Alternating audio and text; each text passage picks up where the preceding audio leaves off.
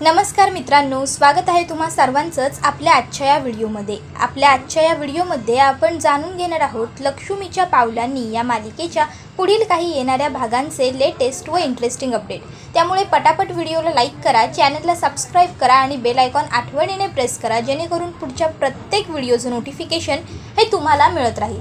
मित्रांनो, आपल्याला सध्यापर्यंत माहिती आहे की आता अद्वैतला सरोजने प्रश्न विचारलाय की मग काय ठरवलंयस तू, फायनली तुझा डिसिजन काय आहे, तू कलाला घटस्फोट देणार आहेस की नाही। आता अद्वैत हा काय डिसिजन घेणार हे आपण या व्हिडिओमध्ये पाहणार आहोतच, पण त्या डिसिजनमुळे आता दूर जाऊन सुद्धा अद्वैत आणि कला कसे एकमेकाच्या जवळ येणार आणि कसं अद्वैतला आपल्या प्रेमाबद्दल खरी माहिती मिळणार, त्यावरती आता अद्वैत काय डिसिजन घेणार हे सगळं पाहायला आपल्याला आजच्या या व्हिडिओमध्ये मिळेल। त्यामुळे प्लीज पटापट व्हिडिओला लाईक करा, चॅनलला सबस्क्राइब करा आणि बेल आयकॉन आठवणीने प्रेस करा। चला तर मग मित्रांनो, सुरुवात करूया आपल्या आजच्या या व्हिडिओला। तर आपल्याला माहिती आहे की आता सरोज अद्वैतला विचारते, मग तुझा डिसिजन काय आहे, तू त्या मुलीला घटस्फोट देणार आहेस की नाही। हे बघ, तुम्ही दोघांनी वेगळं होणंच हे उत्तम असेल हे तुलाही माहीत आहे। आता अद्वैत सुद्धा विचार करतो की आई जे बोलतीये ते बरोबर आहे। कलामुळे मला बिझनेसमध्ये खूप मोठं नुकसान होता राहिलं आहे आणि त्याशिवाय तिच्या एका छोट्याशा चुकीमुळे गिझरचं बटन चालू राहिलं आणि त्यामुळे थोडक्यावर आईला काही होता राहिलं। पण जर तिच्याऐवजी दुसरं कोणाला काही झालं असतं तर, आणि मग तो सरोजला सांगतो की आई मी तिला डिवोर्स द्यायला तयार आहे, पण एकदा मला तिच्याशी बोलून घ्यायला पाहिजे। आता अद्वैत लवकर पेढीवरून घरी आलेला असतो, कारण आजच त्याला कलाबरोबर सर्व काही बोलून क्लिअर करायचं असतं। आता घरी येऊन तो खोलीत बसलेला असतो, इतक्यात तिकडे कला येते। कला अद्वैतला विचारते, काय रे तू इतक्या लवकर घरी कसा आलास। अद्वैत तिला सांगतो, खाली बस, मला तुझ्याशी खूप महत्त्वाच्या विषयावरती बोलायचं आहे आणि आता मी जे काही बोलणार आहे ते खरोखर खूप सिरियस असणार आहे, त्यामुळे अजिबात बालिशपणा करू नकोस आणि बालिश बोलू सुद्धा नकोस। कला विचारते, बाप रे एवढं काय आहे, काही डिझाईन्स वगैरेचा काही प्रॉब्लेम झाला आहे का, काही फॉल्टी आहे का। अद्वैत म्हणतो, कामाबद्दल नाही आहे, मला आपल्या दोघांच्या पर्सनल आयुष्याबद्दल बोलायचं आहे, शांत बस। त्यावर कला बसते। अद्वैत तिला सांगतो की हे बघ, आपण दोघं एकमेकासाठी कम्पॅटेबल नाही आहोत, त्यामुळे उगाच आपण हे नातं पुढे रटण्यात काही अर्थ नाही आहे। त्यापेक्षा आपण रितसर पद्धतीने वेगळे होऊया, म्हणजे तुला तुझा मार्ग मोकळा आणि मला माझा। आता हे सगळं ऐकल्यानंतर कला अद्वैतला पहिलं समजावण्याचा प्रयत्न करते की आपण असं नको करूया, घरातल्यांचा विचार करूया। पण अद्वैत म्हणतो, हे बघ, हे सगळं करून आपल्याला काही मिळणार नाही आहे, घरातल्यांचा विचार वगैरे आपण नको करायला, आपण वेगळे होऊया। घरातल्यांना आपला राग येईल, घरातले आपल्याला दोष देतील, पण 2 दिवस देतील, 4 दिवस, 8 दिवस, महिनाभर, पण त्याच्यावरती घरातले आपल्या पुढे जाऊ शकणार नाही जर आपण आपल्या मतावर ठाम असू तर। त्यावर कला म्हणते, ठीक आहे, आता जर तुझा निर्णय कायम झालेलाच आहे तर मग मी पुढे काही बोलण्याला काही अर्थ उरत नाही, कारण आपल्या नात्याचा निर्णय मी एकटी किंवा तू एकटा नाही घेऊ शकत, आपल्याला मिळून जे काही ठरवायचं आहे ते ठरवायचं आहे। पण आता तू जे ठरवलं आहेस ते मला कबूल आहे, तुला घटस्फोट हवा आहे ना, काही हरकत नाही, पण घटस्फोट तुला हवा आहे ही गोष्ट कायम तू लक्षात ठेवायची। मी माझ्या माहेरी निघून जाते, तू रितसर मला घटस्फोटाचे कागदपत्र पाठवून दे, पहिल्या सह्या त्याच्यावर तू करायच्या। त्यावर अद्वैत म्हणतो, मीच का करायच्या। त्यावर कला सांगते, कारण घटस्फोट तुला हवा आहे म्हणून तू पहिल्या सह्या करायच्या। आता अद्वैत म्हणतो, मग यासाठी माहेरी जायची काय गरज आहे, डिवोर्स होईपर्यंत तू इथे राहू शकतेस। त्यावर कला म्हणते, जिथे माझं काहीच नाही आहे तिथे राहण्यात मला काही रस नाही आणि माझ्या आईवडिलांनी मला स्वाभिमान ही गोष्ट कायम शिकवली आहे, त्यामुळे मी इथे नाही थांबणार। आता मग कला बॅग वगैरे भरते आणि तिकडनं जायची तयारी करत असते। अद्वैत आता उठतो आणि पुन्हा पेढीवरती जायला निघतो। तो विचार करतो, बाप रे, फायनली डोक्यावरचं एवढं मोठं ओझं उतरलं माझ्या। आता पेढीवर आल्यानंतर अद्वैत कामाला सुरुवात करतो। आता तो कामं करत असल्या कारणामुळे त्याच्या लक्षात कलाचा विचारसुद्धा नसतो।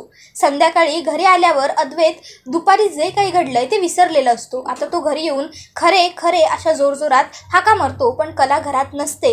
मग आता तिथे रोहिणी आत्या असते। अद्वैत रोहिणी आत्याला विचारतो की आत्या, तू खरेला कुठे पाहिलंस का। त्यावर लगेच रोहिणी आत्या म्हणते, अरे अद्वैत, काय बोलतोयस तू, हे तुला कळतंय का की नाही। दी ग्रेट परफेक्शनिस्ट अद्वैत चांदेकर हल्ली काय अल्झेमिया वगैरे झालाय की काय तुला। त्यावर अद्वैत म्हणतो, आत्या प्लीज, जर तुला माहीत असेल तर सांग पटकन। त्यावर आत्या त्याला सांगते, अरे मोठीच्या मोठी बॅग घेऊन मघाशीच ती घराच्या बाहेर पडून गेली, मला वाटलं तुला काही सांगितलं असेल तिने, म्हणून मी गंमत केली. त्यावर अद्वैत म्हणतो, मला काही बोलली नाही, ही अशी कशी निघून जाते. आणि मग अद्वैतवरती रूममध्ये येतो आणि मग त्याच्या लक्षात येतं की आपणच डिवोर्सबद्दल बोलल्यावर तिने सांगितलं होतं की जर तुला माझ्यापासून घटस्फोट हवा आहे तर मग मी आता या घरात थांबण्याला काही अर्थ उरत नाही. मी माझ्या आईबाबांकडे निघून जाते. डिवोर्स पेपर साईन करून माझ्या घरी पाठवून दे, मी कागदांवरती सह्या करून पाठवून देईन. आता अद्वैत विचार करतो की जाऊ देत तिकडे, उद्या बरोबर स्वतःहून परत येईल. आगाऊपणा केलाय ना मला न सांगता जायचा, तशीच परत यायला हवी. आणि मग अद्वैत झोपून घेतो. त्याला वाटत असतं की उद्या सकाळी कला स्वतःच्या पावलांनी घरी परत आलेली असेल. आता सकाळ होते. अद्वैत उठतो. खोलीत उठून बघतो तर त्याला कला दिसत नाही. तो विचार करतो बाथरूममध्ये आवरत असेल. बराच वेळ बाहेर थांबल्यानंतर त्याच्या लक्षात येतं की कदाचित ही बाथरूममध्ये नाही आहे. तो जाऊन बाथरूम उघडतो आणि स्वतःचा आवरायला सुरुवात करतो. आता त्याला वाटतं की कला कॉफी घेऊन वरती येईल, पण कला कॉफी घेऊन सुद्धा वरती आलेली नसते.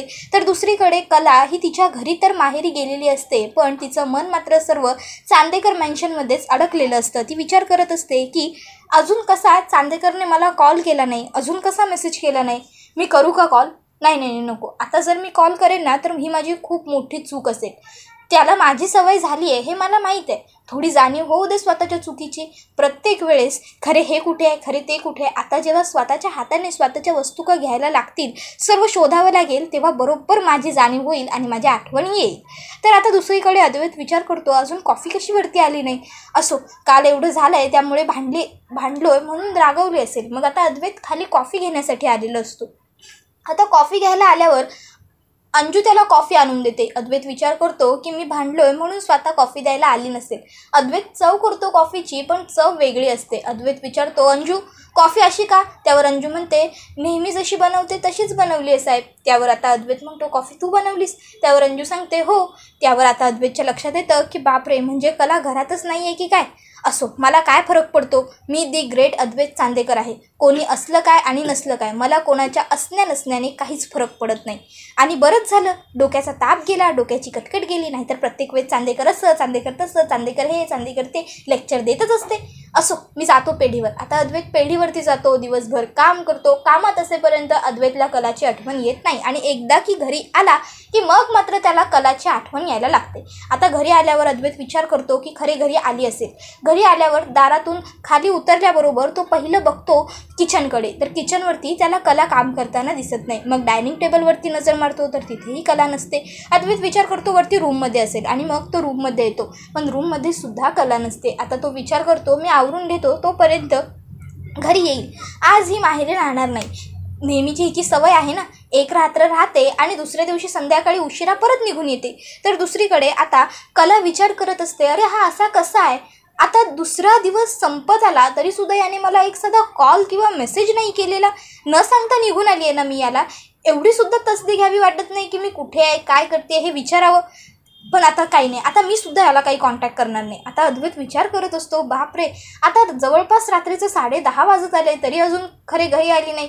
आता अद्वैत तिथेच खोलीत येरझाऱ्या घालायला लागतो. 11 वाजलेले असतात तरी कला घरी आलेली नसते. आता मात्र अद्वैत खाली येतो आणि खाली दरवाजापाशी उभा राहून वाट बघत असतो. तिथे बसून राहतो, पण त्याला काही कला दिसत नसते. आता अद्वैत विचार करतो, पण मला काय इतका फरक पडतोय. आजपर्यंत कोणाच्या असण्या नसण्याने मला कधीच फरक पडला नाही आणि मग हिच्या असण्याचा मला काय फरक पडतोय. आता मात्र अद्वैतला कळत नसतं की नेमकं त्याला काय वाटतंय, नेमकं त्याला काय हवंय. तो विचार करतो की जर मला डिवोर्स हवा आहे तर मग माझी ही कंडिशन का. इतक्यात त्याच्यासमोर त्याचं प्रतिबिंब येऊन बसलेलं असतं आणि आता त्याचं प्रतिबिंब त्याच्यावरती हसत असतं. आता आपलंच प्रतिबिंब आपल्या पुढ्यात आहे, ते आपल्यावरती हसतंय हे बघून कुठल्याही माणसाला राग येईल. आता अद्वैत त्याला म्हणत असतो, हे बघ गब्बस, पहिलं तर मला खूप टेन्शन आलं आहे, त्यात उगाच तू काहीतरी करू नकोस हा. त्याबरोबर त्याचं प्रतिबिंब म्हणत असतं, तुला टेन्शन आलं आहे, तुझी चिडचिड होती आहे, हे सगळं मला व्यवस्थित माहीत आहे. अरे म्हणूनच तर हसतोय मी तुझ्यावर. काय आहे ना, जेव्हा तू टेन्शनमध्ये असतोस ना तेव्हा तू शांत बसत नाहीस, शांत झोपत नाहीस आणि त्यामुळे मलासुद्धा त्रास होतो. तू चालत असतोस, मलाही चालावं लागतं, तू झोपत नसतोस, जागरण माझंही होत असतं, तू खात नसतोस, उपाशी मीही राहत असतो, म्हणून मला इथे यावं लागलं रे. त्याबरोबर आता अद्वैत म्हणतो, आता आलायस ना मग गप्प बस. त्याबरोबर त्याचं प्रतिबिंब त्याला सांगत असतं, मी गप्प बसायला नाही आलेलो, तुझ्या मनात हा जो काही प्रश्नांचा कल्लोळ उभा राहिला आहे, तुला त्याच्यावरती काहीतरी सोल्युशन काढायला हेल्प करण्यासाठी मी इथे आलो. त्यावर आता अद्वैत आपल्याच मनाशी भांडत असतो की हे बघ, मला कोणाचीही गरज नाही आहे, मी दी ग्रेट अद्वैत चांदेकर आहे, मला कोणाच्याच मदतीची गरज कधीच नसते, मला जे हवं आहे, जसं हवं आहे, मी तसं माझं करू शकतो. त्याच्यावर त्याचं प्रतिबिंब त्याला सांगत असतं, अरे दी ग्रेट अद्वैत चांदेकर, मी तुझं मन आहे, मी तुला जे सांगत असतो ना तू तेच करत असतोस, तू विचार तोच करतोस जो विचार करायला मी तुला भाग पडतो, कळतंय का तुला. आता मात्र अद्वैतच्या लक्षात येतं की बरोबर बोलतंय, शेवटी आपल्या मनातच आपण ऐकत असतो.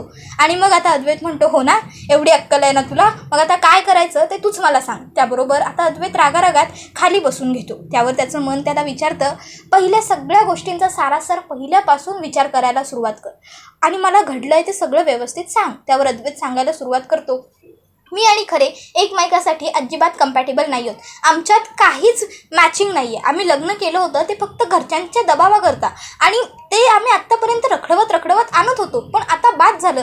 आता या नात्याचा पुढे जाऊन काय शेवट होणार, म्हणून मग मी शेवटी ठरवलं की मी तिला डिवोर्स देऊन टाकतो, म्हणजे तीही मोकळी होईल आणि मीही मोकळा होईल. त्यावर अद्वैतचं मन त्याला विचारतं, बरं तूही मोकळा होशील, तीही मोकळी होईल, अगदी बरोबर आहे, पण याच्यामध्ये तिची संमती आहे की हे सगळं तू फक्त एकट्यानेच ठरवलंयस. बरं तिची संमती सोडून दे, यात तुझं तरी नक्की खरं मत आहे का, हे तरी तू ठरवलंयस का. अरे हे सगळं तू तुझ्या आईच्या ह्याच्याने ठरवलंयस ना. आता अद्वैत विचार करतो, खरंच की यामध्ये आपलं मत कुठे आहे.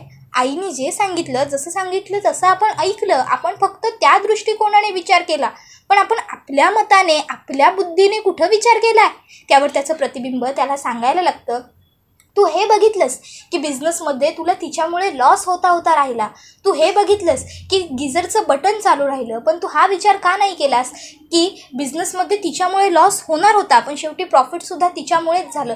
तू हा विचार का नाही केलास की ज्या वेळेस तुला अवॉर्ड फंक्शनला पोहोचायचं होतं, तुला पोहोचता येऊ नये म्हणून काही लोकांनी जे प्रयत्न केले होते त्यांना मात देऊन तिने तुला तिथपर्यंत पोहोचवलं.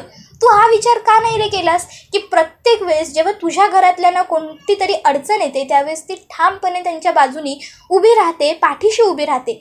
त्यांच्याच पाठीशी नाही, अरे कित्येक वेळा ती मुलगी तुझ्या पाठीशी सुद्धा ठामपणे उभी राहते. आता अद्वैत विचारतो, ते कसं. त्यावर लगेचच त्याचं मन त्याला म्हणत असतं, इतक्या लवकर विसरशील असं वाटलं नव्हतं रे. आणि मग त्याचं मन त्याला सांगायला लागतं, आठवतंय तुम्ही दोघंजणं एका ठिकाणी दागिन्यांची डिलिव्हरी द्यायला जात होतात, तेव्हा तुमची गाडी बंद पडली, तुम्ही एका गावात स्टे केलं आणि ती असलेल्या एका मुलीने तुझ्यावरती अश्लील आरोप केले, तू तिच्यावरती जबरदस्ती केलीस असं ती म्हटली होती, पण त्यावेळेस खरे तुझ्या बाजूने ठामपणे उभी राहिली आणि तिने त्या पोलिसांनासुद्धा सांगितलं की माझा नवरा असं काहीच करू शकत नाही आणि मी त्याच्यासोबत त्यावेळेस होते.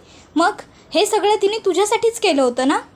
तू आजारी असताना, तुला त्रास होत असताना तुला हॉस्पिटलला रात्री एकटी घेऊन गेली होती तिने हा विचार नाही केला की रात्रीचा उशीर झाला आहे, अंधार आहे, ती तुझ्यासाठी तिथपर्यंत गेली. त्यावर अद्वैत म्हणतो, म्हणून काय मी सगळं विसरून जायचं, म्हणून तिचे बालिश वागणे मी असे सोडून द्यायचं. त्याबरोबर त्याचं मन त्याला सांगतं, अरे जर एखादी मुलगी नात्यात अवखळ आहे, थोडीशी वेगळी आहे, तर तू तिला समजून घ्यायला पाहिजेस ना. आणि महत्त्वाचं, नात्यामध्ये एकाने वेंधळं असावं, एकाने हुशार असावं, ह्यालाच तर नातं म्हणतात. आणि तू खोलीत आत्ता जो काही पसारा मांडून ठेवला आहेस तो कोण आवडतं रे. प्रत्येक वेळेस कुठले तुझ्या वस्तू ठेवल्या आहेत, जागच्या जागी सगळं कोण करतं, तीच करते ना. मग तिला असं बोलणार आहेस तू. काल शर्ट बघत होतास तुला घालायसाठी, त्यावेळेस तुला एक धुतलेलं शर्ट सापडलं नाही, पण ज्या वेळेस खरे इकडे असायची त्यावेळेस रोज धुतलेले शर्ट घालायचंच की नाही, रोज प्रेस करून ठेवलेले कपडे असायचे, ते सगळं कोण करायचं. आता अद्वैत त्याच्या मनाला बोलतोय, तू गप्प बस, तू फक्त तिच्या बाजूने विचार करतोयस, नाही बोलायचं मला तुझ्याशी. आणि मग तो वरती खोलीत जाऊन काम करत बसायला लागतो. आता त्याचं मन गायब होऊन जातं. आता अद्वैत काम करत असताना सुद्धा त्याला आजूबाजूला फक्त कला आणि कलाच दिसत असते. आणि मग तो कलाचा हात पकडतो आणि तिला जवळ घेत असतो. इतक्यात पटकन कला गायब होते. आता अद्वैतच्या लक्षात येतं की आपल्याला त्याला भास होत आहेत. तो विचार करायला लागतो की अरे काय सुरू आहे सगळं माझ्याबरोबर, मला हे खरेचे भास कसले होत आहेत.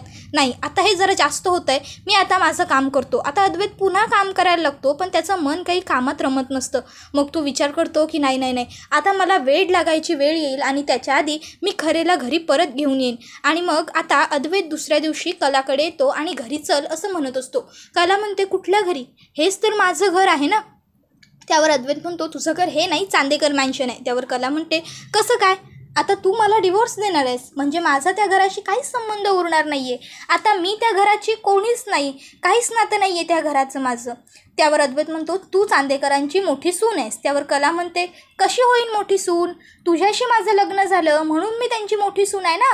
मग आता तूच मला डिवोर्स देशील, मग मी मोठी सून कशी राहीन. अद्वैत म्हणतो तू आगाऊपणा करू नकोस, माझ्याबरोबर गुपचूप घरी चल. आता अद्वैत कलाला घेऊन घरी आलेला असतो आणि मग दुसऱ्या दिवशी सगळं काही सुरळीत सुरू असताना अद्वैत आवरून येतो आणि त्याच्या शर्टचं बटन नेमकं तुटलेलं असतं. आता अद्वैत लावण्याचा प्रयत्न करत असतो पण त्याला काही ते जमत नसतं. मग कला म्हणते दे इकडे, मी लावून देते. आता बटन लावून देत असताना कला अद्वैतच्या खूप जास्त जवळ आलेली असते आणि आता अद्वैतला राहवत नाही आणि मग तो स्वतःच्या भावना कलाजवळ व्यक्त करत तिला खरं काय ते आपल्या मनातलं सांगून टाकतो. तो तिला म्हणत असतो खरे विचारलंस ना तू मला की मी तुला घरी परत घेऊन का आलो, मग आता ऐक, मी नाही राहू शकत तुझ्याशिवाय. आता अद्वैत हे सगळं बोलत असताना कला अद्वैतकडे बघायला लागते. तर अद्वैत म्हणतो तू माझ्याकडे अशी बघत थांबू नकोस, बटन लाव, उशीर होतोय मला. त्यावर कला ही अद्वैतला म्हणते बरं पण तू बोलत राहा, ऐकतेय मी. त्यावर अद्वैत तिला सांगत असतो मी नाही राहू शकत खरी तुझ्याशिवाय. त्या दिवशी मी तुला सांगितलं की मला तुझ्यापासून वेगळं व्हायचं आहे, डिवोर्स हवा आहे. तू माहेरी निघून गेलीस, मला दिवसभर काहीच नाही वाटलं, खरं सांगतोय मी. त्यावर कला म्हणते म्हणजे तू मला मिस नाही केलंस, मग घरी कशाला घेऊन आलास परत. अद्वैत म्हणतो तू परत भांडणार आहेस का, थांब ना, सिरियसली सांगतोय ना काहीतरी. त्यावर लगेच कला म्हणते बरं बोल. मग अद्वैत सांगायला लागतो की दिवसभर मी तुला मिस नाही केलं, पण ज्यावेळेस संध्याकाळी घरी आलो आणि तू घरात नव्हतीस त्यावेळेस मात्र मला बेचैन व्हायला झालं. सतत तुझी आठवण येत होती, घर खोली सगळं खायला येत होतं मला. खरंच मला कबूल आहे, माझं तुझ्यावर प्रेम आहे खरे. त्याबरोबर मात्र आता कला ही अद्वैतला घट्ट मिठी मारते आणि मग तिच्या लक्षात येतं की आपण अद्वैतला मिठी मारली. मग कला अद्वैतपासून लांब होत असते. त्यावेळेस अद्वैत कलाला आपल्या जवळ घेतो आणि तो तिला घट्ट मिठी मारतो. नंतर कला अद्वैतला विचारते चला हे चांगलं झालं, पण मग मला सांग हे कम्पॅटिबिलिटी वगैरे हे सगळं भूत तुझ्या डोक्यात आलं कुठून होतं. त्याबरोबर आता अद्वैतच्या लक्षात सगळं आलेलं असतं आणि मग आता अद्वैत म्हणत असतो ते काही नाही, तू त्याच्यावरती लक्ष देऊ नकोस, आता सगळं चांगलं झालं आहे ना आपल्या दोघांमधलं, हे महत्त्वाचं आहे, सोडून देतो सगळा विषय तू, त्याचं काय करायचं ते सगळं मी बघून घेईन. मग कला म्हणते मग ह्या बोर्डचं काय करायचं, हा बोर्ड इथेच असाच ठेवायचा आहे लटकवून की. त्याबरोबर अद्वैत म्हणतो काय गरज आहे या बोर्डची आता आपल्याला. आणि मग तो लगेचच त्या बोर्डवरती जे काही त्याने समानता भिन्नता वगैरे लिहिलेलं असतं ते सगळं पुसून खोडून टाकतो आणि तो बोर्ड नेऊन खाली काढून ठेवतो. त्यानंतर आता अद्वैत म्हणतो मी आलोच. त्याच्यानंतर तो आता येऊन खाली बसतो आणि बसून शांत विचार करत असतो की खरेला तर मी घरी घेऊन परत आलो, तिला तर माझ्या मनातल्या भावना सांगूनही टाकल्या, पण आईचं काय, आईला खरे सून म्हणून कधीच पसंत नव्हती, आईशी कसं बोलू मी तिला शब्द दिला होता की मी खरेला डिवोर्स देईन, पण मग आता मी तर तिला डिवोर्स नाही देत आहे, माझं तिच्यावर प्रेम आहे, मग आता मी काय करू. हा सगळा विचार तो करत असतानाच पुन्हा त्याचं मन त्याच्याकडे येतं आणि आता त्याला विचारत असतं आता तरी मी तुला सांगू का तुला पुढे काय करायचं आहे ते. त्यावर अद्वैत म्हणतो काय करायचं. त्यावर अद्वैतचं मन म्हणजेच त्याचं प्रतिबिंब त्याला सांगत असतं तू एक काम कर, तू जा आणि तुझ्या आईला तुझं कलावरती प्रेम आहे ही गोष्ट सांगून टाक, त्यानंतर बघ ती स्वतःहूनच कलाला स्वीकार करेल, कारण काय आहे तिला फक्त तुझं सुख आणि तुझा सुखी झालेला संसार बघायचा आहे. आता ही गोष्ट ऐकल्यावर अद्वैत विचार करतो हो हे खरंच आहे की मी खरे बरोबर सुखी नाही आहे, म्हणूनच तर मला आई खरेला सोड असं म्हणत होती, पण जर आता मी खरे बरोबर सुखी असेल तर आई मला खरेला सोड असं कधीच सांगणार नाही. Very good. त्यावर लगेच आता अद्वैतचं मन व्हेरी गुड म्हणेपर्यंत तिकडनं गायब झालेलं असतं. आता हा व्हिडिओ मात्र इथेच संपतो, पण तुम्हाला काय वाटतं आता ज्यावेळेस अद्वैत सरोजकडे येऊन तिला खरं सांगेल की त्याचं कलावरती प्रेम आहे त्यावेळेस सरोज हे सगळं एक्सेप्ट करेल का, की उलट अजून अद्वैतला आणि कलाला एकमेकापासून दूर करण्यासाठी आणखीन जास्त आणि मोठमोठे प्रयत्न करेल. तुम्हाला काय वाटतं आम्हाला कमेंट करून नक्कीच सांगा. त्याचबरोबर व्हिडिओला लाईक करा.